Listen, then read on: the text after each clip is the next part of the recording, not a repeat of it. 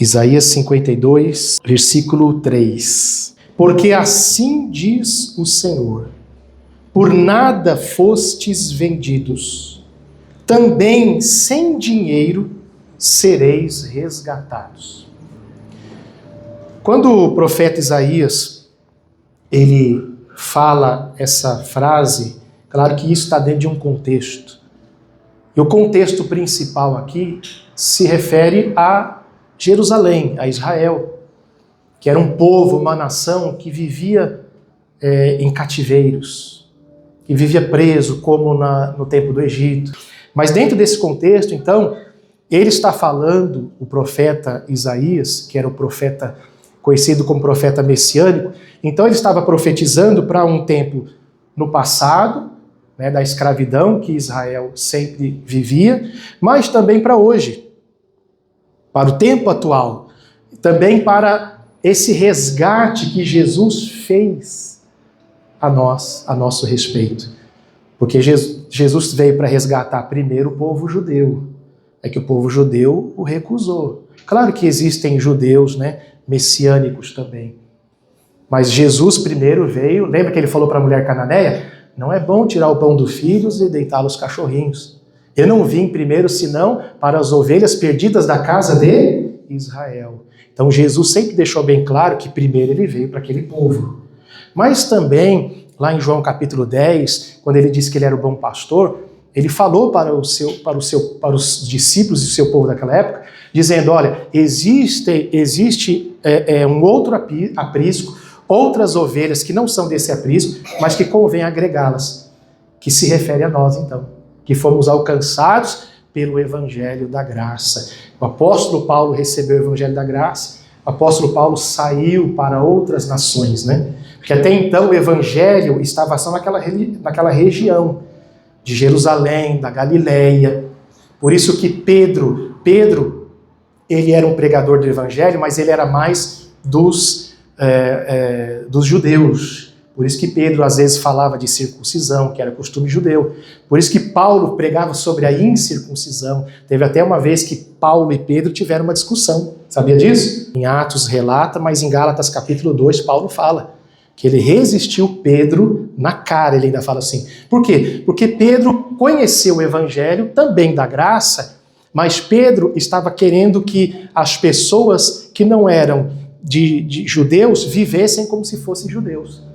Por isso que hoje nós, irmãos, que moramos aqui no Brasil, completamente longe daquela região, e que fomos alcançados pelo Evangelho da Graça, nós não temos que viver como judeu. Nós não temos que viver como aquele povo daquela nação.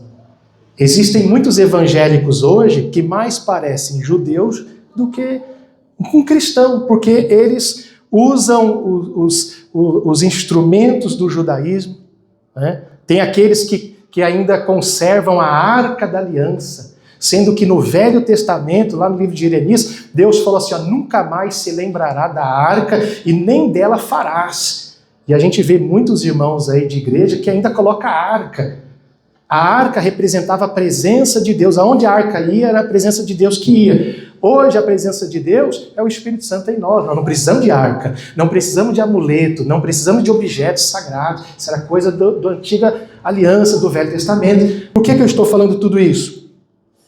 Porque essa profecia se diz respeito a nós. O resgate, o nosso resgate, primeiro do povo judeu e depois de nós. Amém? Mas vamos entender aqui no versículo 3 ainda. Olha só, versículo 3. Diz assim, porque assim diz o Senhor, por nada fostes vendidos. Vamos entender isso aqui primeiro. Por que ele fala isso? Toda a humanidade, inclusive o povo judeu, o povo de Israel e toda a humanidade, todos nós, herdamos uma natureza pecaminosa, má, que não foi culpa nossa. Isso foi um erro que vem lá de trás, através de Adão. Por causa do pecado de Adão, a maldade entrou na terra, na humanidade, e nós herdamos isso. Por isso ele diz, né? Por isso ele diz, aí no versículo 3, por nada fostes vendidos. Quer dizer, nós fomos vendidos sem a gente ter feito nada, sem nossa culpa.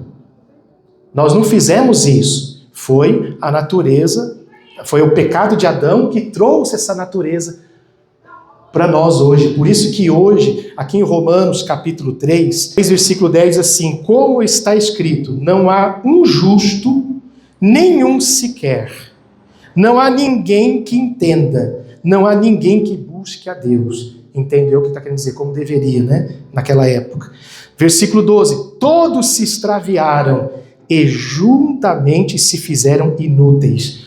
Não há quem faça o bem, não há um só.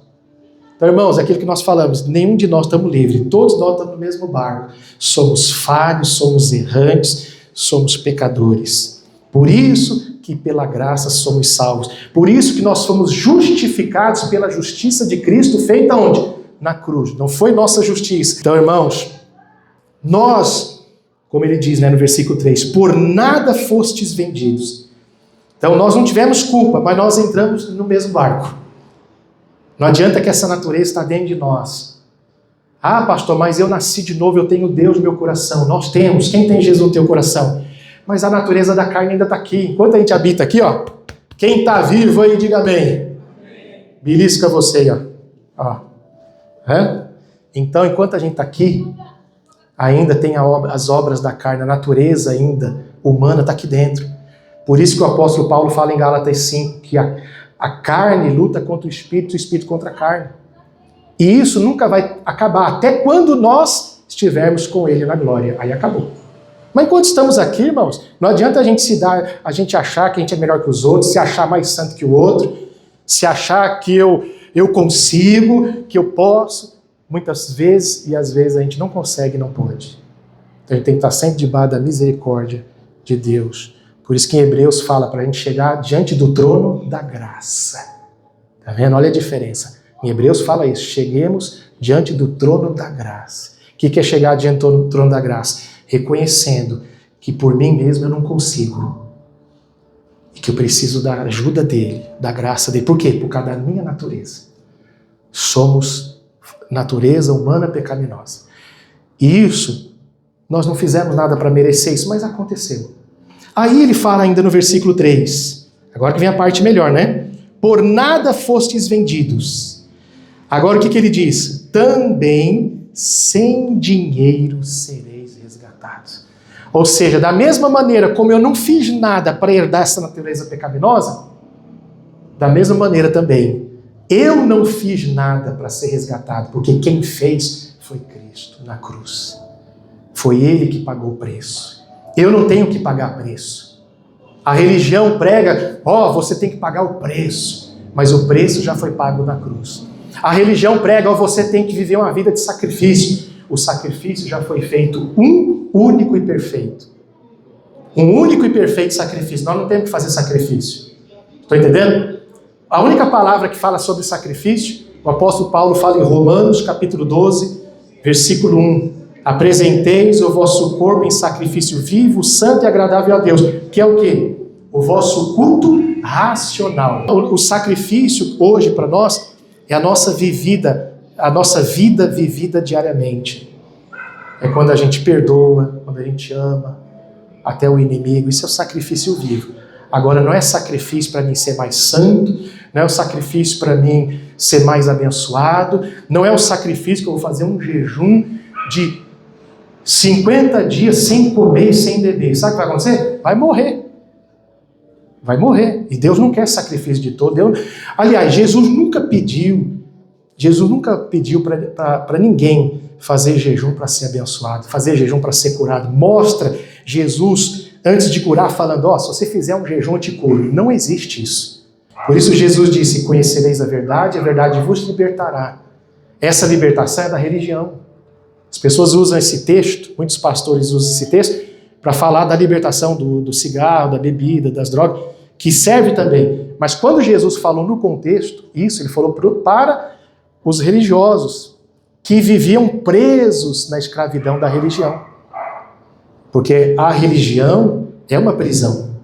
Tem muita gente que saiu do vício, saiu dos jogos, saiu da mentira, que saiu da prostituição, mas está numa religião preso. E não percebe que vive uma prisão. Por quê? Porque a religião dita tudo que a pessoa tem que fazer. Com quem tem que casar, se pode viajar ou não pode. Pode ver, na religião é assim, tudo tem que pedir permissão para o sacerdote. Se pode visitar uma outra igreja, tem que pedir permissão para o sacerdote. Como se o sacerdote, se o pastor fosse dono da pessoa. Eu não sou dono de ninguém, nenhum pastor é dono de ninguém. Nós somos livres. Eu sou livre como você é livre. Eu não decido nada por você, eu posso te aconselhar. Amém? Se você pedir conselho. Mas eu não decido nada por você. Eu não mando na sua vida. Então existem muitas pessoas que estão nessa prisão chamada religião, e elas não percebem. E quando a gente vem pregando o evangelho, que nos mostra que sem dinheiro, sem o meu preço, sem o nosso preço, nós já fomos resgatados. Eles não querem ouvir isso. Por quê? Porque para eles tem que ter um sacrifício, tem que ter um ritual. Na religião tem que ter um ritual, por quê? Para prender as pessoas. Porque a partir do momento que a pessoa descobre que ela está livre, que foi para a liberdade, que Cristo nos libertou, a partir do momento que a pessoa descobre que ela foi justificada por Cristo na cruz, então ela não está mais presa na mão da religião. Ela não vive mais segundo as regras de um lugar ou as regras de um sacerdote. Por quê? Porque ela entende que em Cristo ela já está livre. Porque foi para a liberdade que Cristo nos libertou. Amém, meus irmãos? Então, guarde isso no teu coração e viva isso. Nós não fizemos nada para herdar a natureza pecaminosa. Aconteceu. Mas também, sem dinheiro, sem o preço, sem o nosso preço, Jesus nos resgatou. Porque Ele pagou o preço na cruz. Ele foi o sacrifício. Tudo é de graça, é pela graça. Os religiosos hoje odeiam essa palavra graça. Eu vi vou citar o nome, é óbvio, mas eu vi um líder de uma igreja muito grande dizendo: essa graça para mim é uma desgraça. Por quê? Porque para ele tudo tem que ter sacrifício, tem que ter ritual. Eles não querem aceitar a verdade, que sem preço nós fomos resgatados, sem dinheiro. Não há nada que nós possamos fazer. Você não tem que pagar nada, você não tem que fazer nenhum jejum, nenhuma consagração para receber algo de Deus. Tudo já foi dado. É fé, é crença.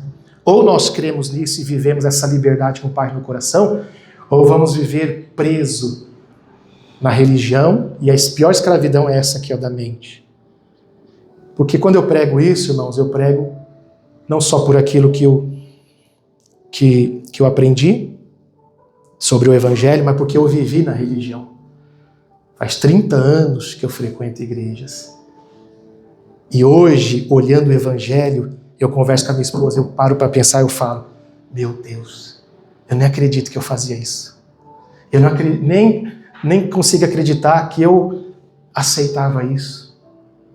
Porque quando o evangelho começou a ser revelado no meu coração, estando dentro da religião, eu começava a ler e pregar, e dentro de mim vinha aquele pensamento: mas peraí, alguma coisa está errada. Porque Jesus não mandou fazer isso, Jesus não ensinou isso. Então essa liberdade começou a vir já dentro da religião. Porque é impossível, irmãos, você ler o evangelho e continuar na religião. Você tem encontro com Jesus e continuar na religião. Para finalizar, um pastor um tempo atrás mandou uma mensagem para mim dizendo: eu vi que agora você só prega evangelho contra a religião. Por quê? Eu falei para ele: porque Jesus trouxe evangelho, Jesus não trouxe religião. E eu disse assim para ele, eu falei: começa a ler o Novo Testamento com a mente de Cristo, não da religião. Você vai descobrir que muita coisa que a gente vivia tem nada a ver com Jesus. Tem nada a ver com Cristo, que foi o que eu descobri. Que por isso estamos aqui para ensinar isso. Não estou aqui para falar mal de ninguém, não vou citar nome de ninguém, de nenhuma denominação. Mas eu estou aqui para pregar o evangelho. Amém, irmãos? Que nos ensinou que sem preço nós fomos vendidos, mas também sem dinheiro fomos resgatados. Eu fui justificado, eu fui resgatado, você também, você está livre. O perdão já foi dado na cruz. Quem aceita o perdão de Cristo? Não é a coisa que eu vou fazer para receber o perdão. A reconciliação já foi feita, Deus já se reconciliou conosco. Quem aceita essa reconciliação? Então você está perdoado, salvo. Viva isso, creia, ensina isso para a tua família.